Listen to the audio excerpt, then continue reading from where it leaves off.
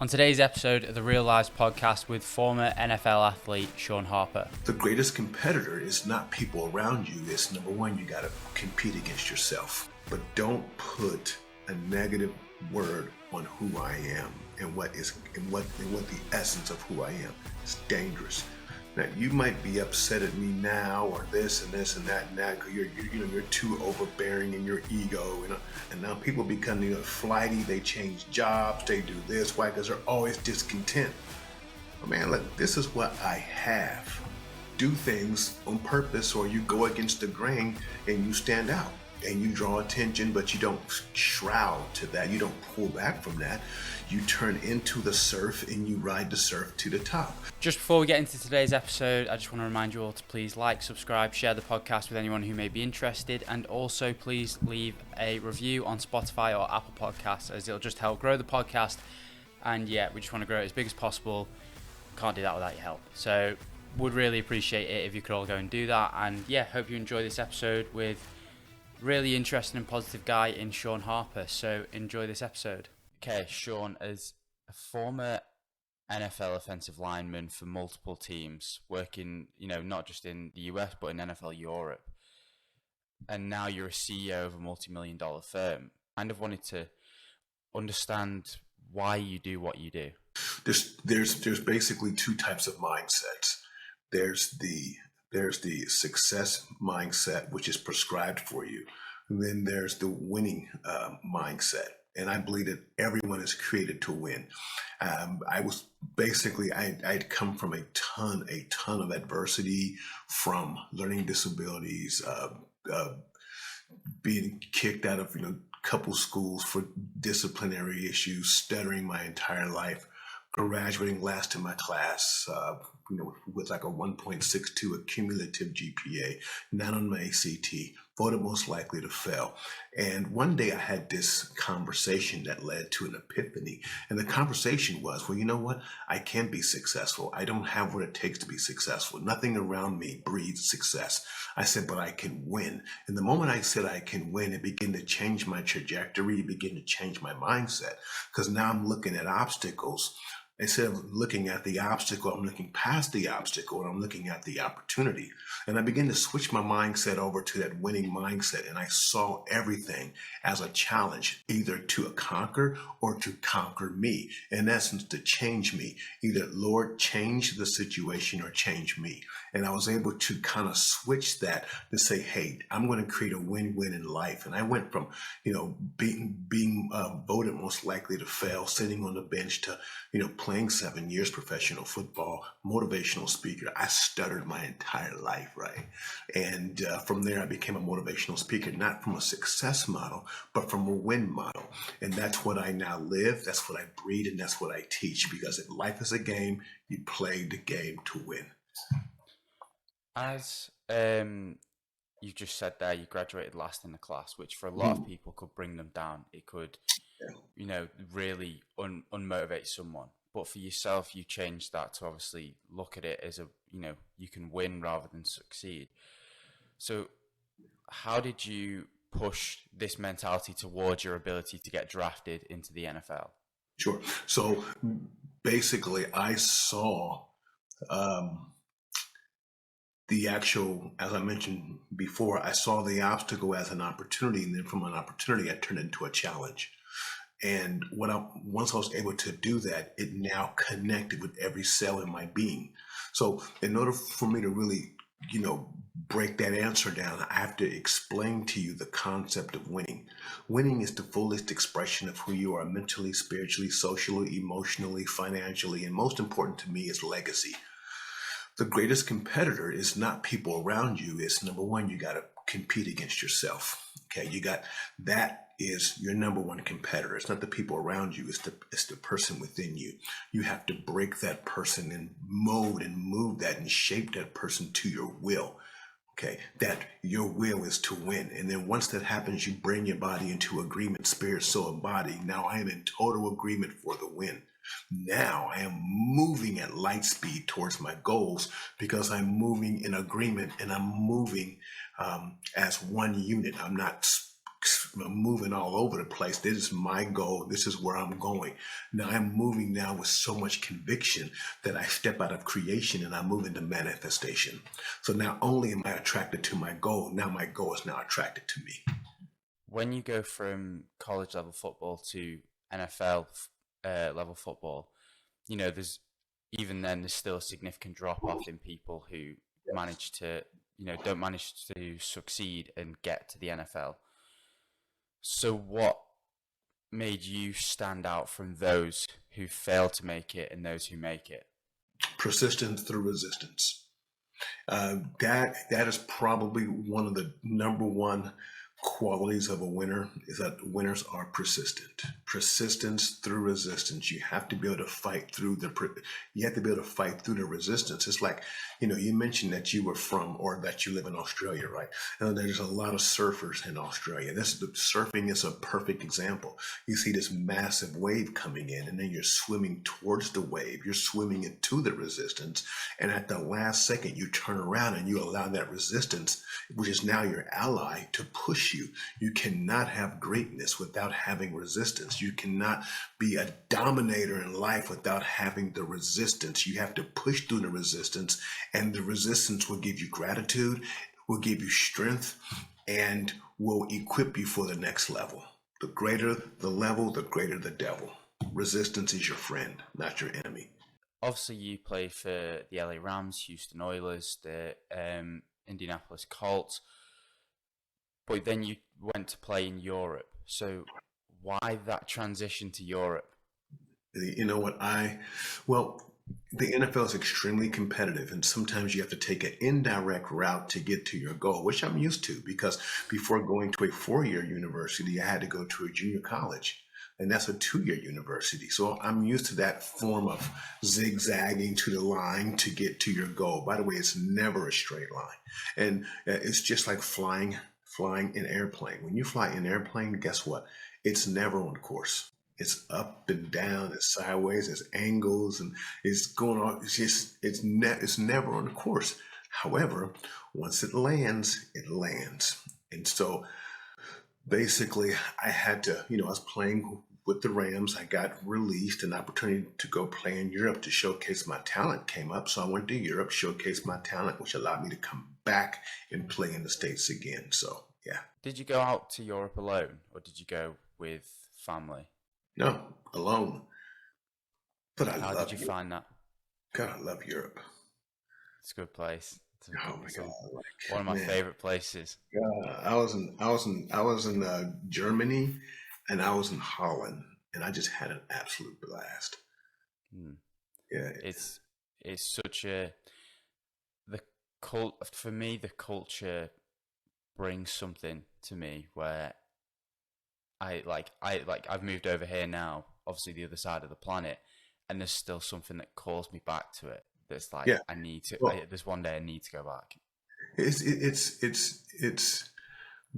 there's something to be said when you look at a building that is 400 years old, and you're like, you know what?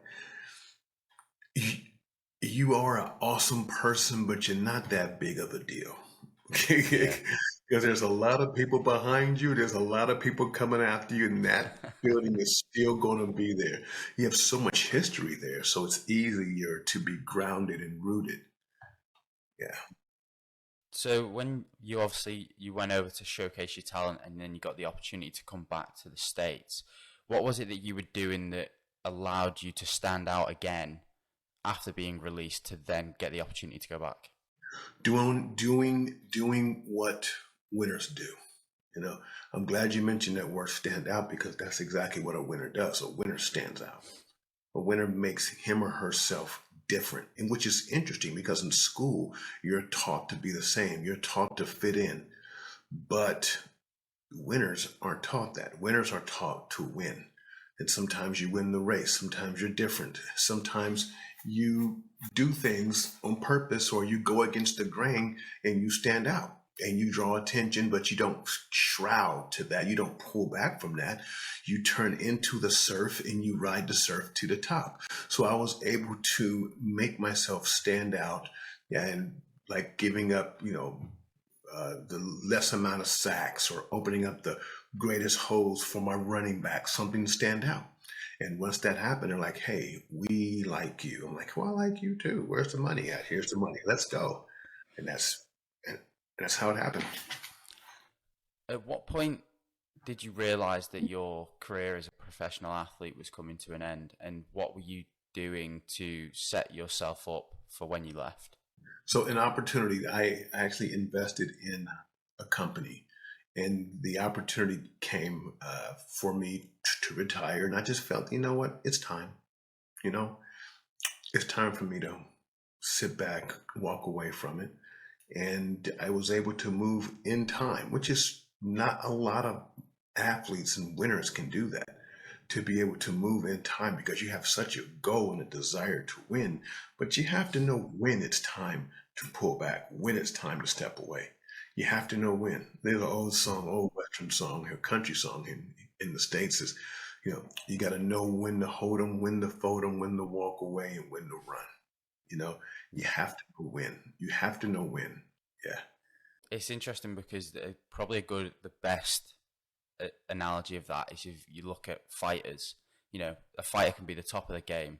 They can be quick. They can knock people out. They can, outstrike someone throughout an entire fight. But it just Yes. takes that one too many, Hmm. and their jaw. They don't have they've got a glass jaw now. They get knocked out fight after fight after fight. Chuck Yep. Liddell, great example, was just Yep. getting knocked out clean fight after fight, and he just missed that point where he was going too long, but Hmm. he couldn't turn away from it, and he still can't now, which is Yep. crazy.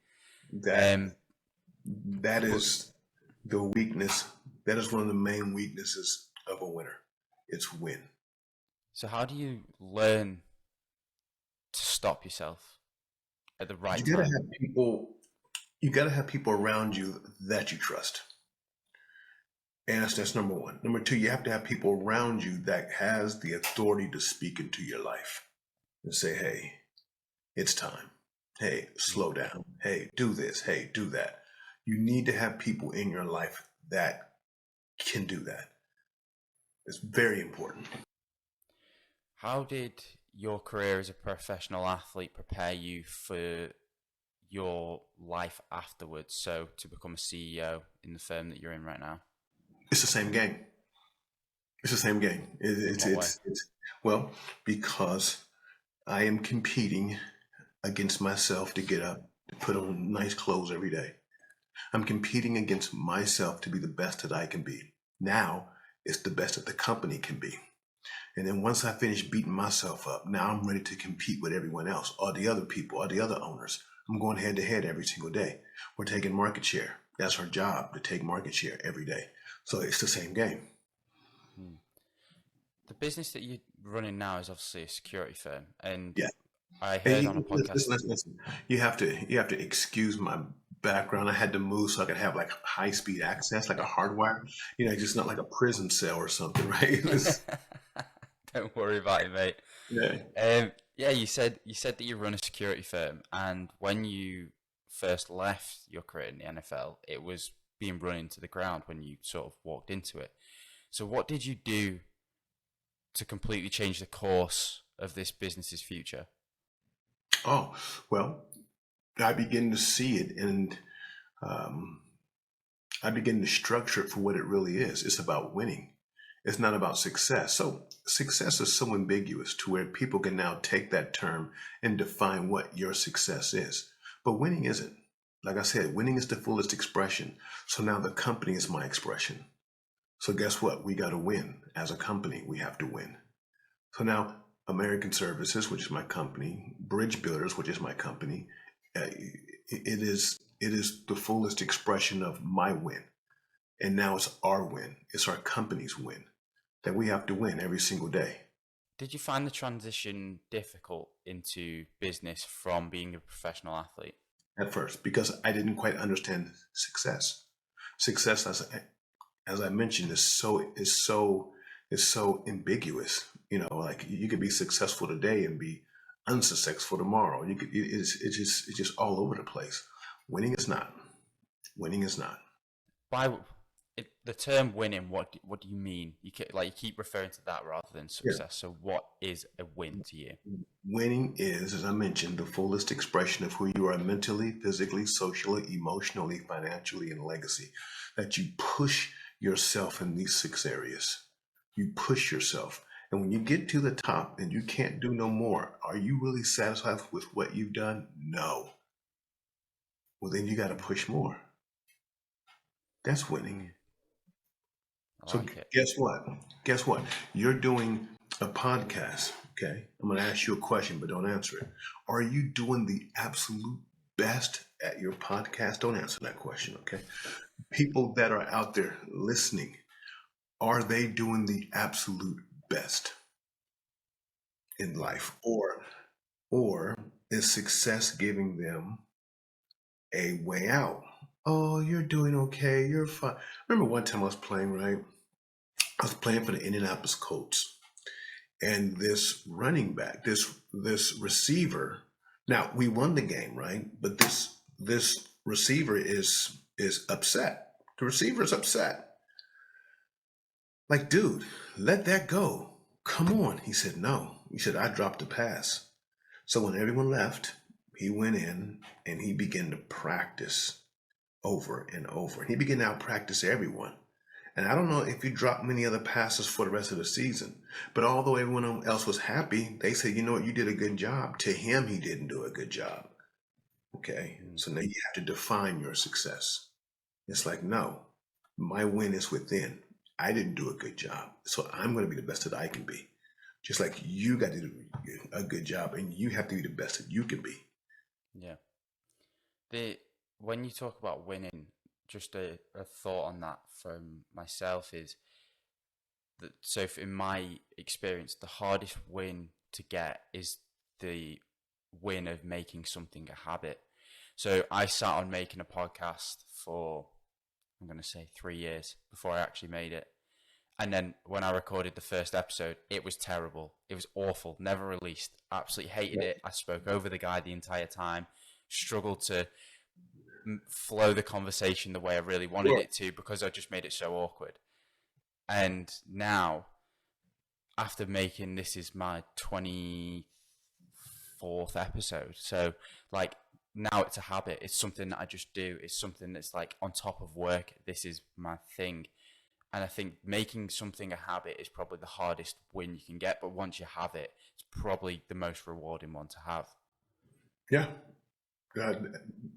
100%. Or making something negative as a habit is not. So you have to be careful with that, right? Mm, You can have good habits, you can have bad habits. You're always going to make a habit. You have to make the choice to make good habits and positive habits and winning habits. mm. So what are some good habits that you have that set yourself up Getting, for wins? getting up early. If I can get up and it's dark outside because everyone else is asleep, I start the day with the edge. I Mm, got the edge. I'm up. I'm in the gym, 4:35 in the morning. All right, I'm already winning. Everyone else is in the bed sleep. My day is planned out by like 11 o'clock. My day is done. Okay, because I'm up at 4 in the morning and I done did so much. I done planned out everything. 11 o'clock, I'm done. I mean, I'll come in and say hi and I'll walk around and shake a couple hands, but I'm done. Day's done. I'm done. I love it. There's a business owner based in Texas called Nick Bear. I'm not sure if you're aware of who he is. He's the owner of a supplement company, and he sort of says something along the same lines of, you know, if I'm up when it's dark, I'm up before anyone's awake. I'm Winning. gaining that extra Yes, 1% before anyone else is even awake. yes, yes, yes, Hmm. yes. I'm already winning. So what other And good habits do you have? yeah, gratitude is extremely important. Hmm. Is sharing and showing gratitude. Like when I'm happy, I'm blessed. Oftentimes, when you don't show gratitude, it tends to focus you more on what you don't have versus what you do have. And now people become, flighty. They change jobs. They do this. Why? Because they're always discontent. But man, look, this is what I have. Thank you, God, for allowing me to have that opportunity. Now, how can I grow within the opportunity? Be faithful over the little, and you will always be promoted for more. Faithful over the little, and you'll always be promoted for more. Mm. People have missed that nowadays because they're like, no, I should be at this level. I'm going, I'm moving, I'm going. And it's like, life doesn't work like that. And so many young people are going to miss it because they're always looking for the next opportunity, and versus making the opportunity work for them. Like, I'm going to make this opportunity right here and I'm going to blow this thing up. They're like, wow. Very few people think like that nowadays. They see somebody on Instagram. Oh, that's my life. Oh, yeah, I got that. You set up for failure. Mm. So what made you want to become a motivational speaker? It wanted me. It's my calling. This is what I was meant to do. I was chosen for this. I was chosen for this. What have you learned from it? Walk humble. Walk softly. You got to walk softly. You got to know how to deal with pride and ego, because it will sneak up on you and so quick. Walk softly. Walk gentle. Love more. Give more. Yeah. The territory of motivational speakers, I think, is always a bit of a weird one because sometimes, like, well, as you said, walk humbly. Sometimes you get people who are motivational speakers and all they do is say, I'm the best. The way I do everything is the best. And or everything, all my courses, all what I sell is the best and you can't get any better. That's all it is. So how do you manage to steer clear of that and keep this sort of humble mentality? Because it's not from me. It's from God that's in me. It's not me. It's God that's in me. I keep God first. Keeps me humble. Keeps me broken. And trust me, when I get cocky, and I do have cocky moments, He breaks We me all down. we He all do. humbles. Yeah. Mm. How has religion helped you get to where you are? And it's the only reason why I'm where I'm at. It's to know that I'm not and know that He is. It's the reason this is where I'm at. It's because of Him. And uh, keeping that in me, God in me, Christ in me, is everything. And let's just say, at the end of the day, it's all a bunch of rubbish, Well, guess what? It's a great book to live your life by. Do's and don'ts, stay married, stay faithful, don't do this, don't cheat, don't kill, don't rob. Hey, I'm not losing much. I'm not losing much. Yeah. Yeah. So in another podcast as well, you said live in the past. If you live in the past, you'll die in the present. Yeah. So how do you use this to prepare for future wins and successes? Well, it's because you don't live in the past. You may visit the past. Hmm. Okay, because failure is the greatest teacher. Life gives the test, then it teaches the lesson. Failure is the greatest teacher. So you may visit, oh, I need to do this better, need to do this better, need to prepare better here, and then you get out of there and you get into the present so you can create your future. As people who may be wanting to start businesses, take leaps into things such as podcasts, what Mhm. 3 things can people be doing to create a life worthy of living that they want to, succeed in? Number one is you have to know that you're a winner. Plain as you have to work on your self-concept. I'm a winner. Period. I win. Number two, you have to prepare. And you have to consistently and constantly prepare yourself for disappointments, ups and downs, setbacks. And the last thing is you got to find a good mentor. It's really important to find somebody that's been in the game that you can say, you know what, let me learn from you. And you don't have to know them, if someone were to watch you, they just watch all your podcasts. He got Pod Mike. Okay, that's what I'm gonna get. Pod Mike. Just watch him over the years. Okay. I see him with okay, so he doesn't have wireless, he has a wired ear. Okay, all right, I'm learning from him.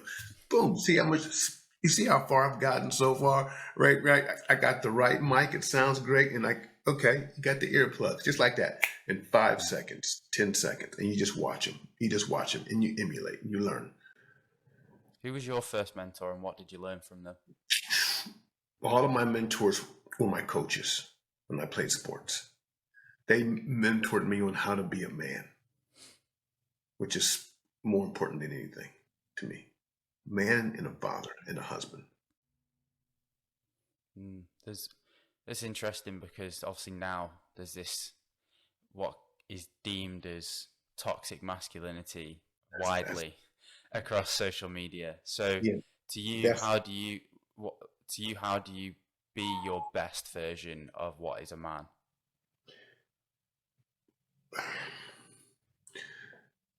toxic masculinity is a dangerous word Yeah, I because agree. because basically what you're saying is that my masculinity is toxic and I'm masculine. So what do I not do? Well, there's a way to be masculine without being toxic. I'm crazy. I'm a man. It's what I do. Okay. Now you might be upset at me now, or this and this and that and that, because you're too overbearing in your ego. Well then, where's toxic femininity at? Mm, I mean, how come there's no a barrier for that? No, man. No, you're a man. You're a man. Now, if you're out of order, bring it back to order. If you're being disrespectful, then hey, daggone, let's call that what it is. It's disrespectful. It's dishonorable. But don't put a negative word on who I am and what the essence of who I am. It's dangerous. That's dangerous. I love it. So I have come to learn over the past few years that if we don't learn, we die. So we've always got to be learning something new. True. And for me, that's helped create different avenues, like moving to Australia, starting a podcast, all these different things.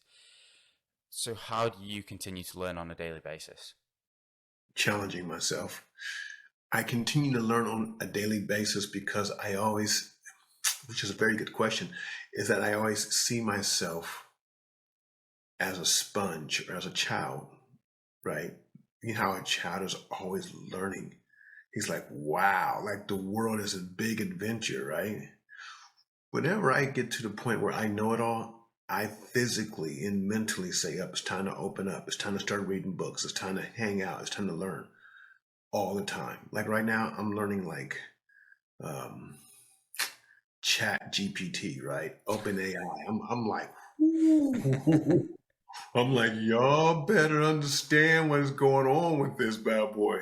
You Yeah, mix that Open AI with Siri, and you mix that with autonomous vehicles. Can you imagine? it's a crazy Can you future. imagine Open AI sitting on top of a driveless vehicle? Oh Oh wow! my God. Oh, whoa! Wow! Oh wow! Mm. Yeah, yeah.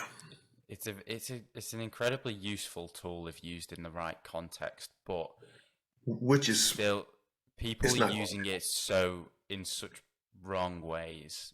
Well, yeah. Like, Well, I mean, yeah. It's going to happen because we aren't inherently good people mm, yeah.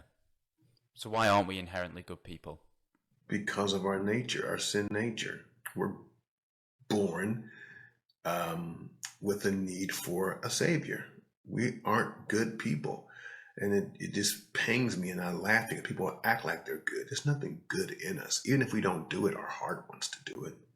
Think about how much your heart wants to do things that are bad. Sometimes you're like, I just want to just knock him out right now. Where the heck that?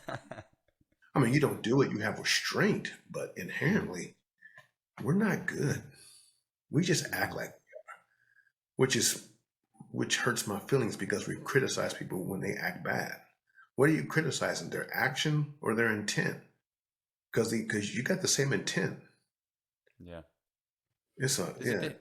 I think we can differentiate that sometimes because there are some extremes where the action's so unforgivable that it's worthy of that. But Yeah.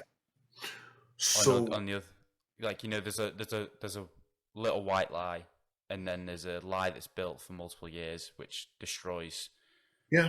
I mean, no, no, no, a no, no. group, for example. We go after people's action, but the intent's there. And oftentimes, if you squeeze enough, with enough pressure, it'll come out. Yeah. How can we break negative cycles? Excuse me?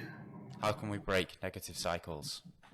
First, recognizing that they are, Mm. and then be intentional in doing something separate and different first in your mind and then your actions for a prolonged period of time. Okay. And then I'll just ask you one final question, because you mentioned legacy, and I asked this to all my guests, so I feel like it's quite a fitting way to end, is how would you like to be remembered?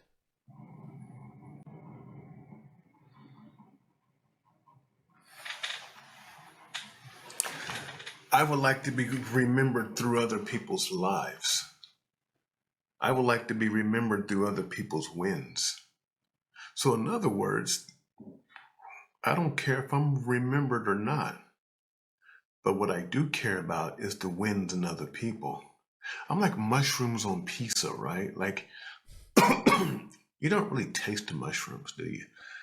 But when you put them on pizza, it changes everything, right? It's like, this mushroom has pizza. When you eat a mushroom, you don't really taste it, but when you put it on pizza, you're like, mushrooms are on this pizza.